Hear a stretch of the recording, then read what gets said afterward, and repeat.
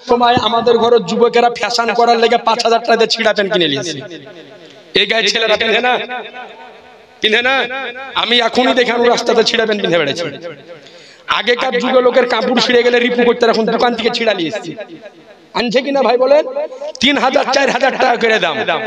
তো আজ থেকে 2-3 বছর আগে দেখলাম যে হাঁটুর নিচ ছিঁড়া, এখন দেখলাম তারপরে হাঁটু ছিঁড়া, সেদিন একজনা দেখছি জাঙের ওপর ছিঁড়া, এখন মাল ওপরে উঠছে। আমি আর নিচে নামছি না, চিন্তা করেন এবার কোনখান ছিঁড়বে, ভাবেলেন কোন জায়গা খান ছিঁড়বে এবার। তো এই একটা প্যানের দাম 2500-3000 টাকা দাম, আপনি পড়ছেন আর সঙ্গে সঙ্গে ছিঁড়ে যাবে, ফেলে দিচ্ছেন।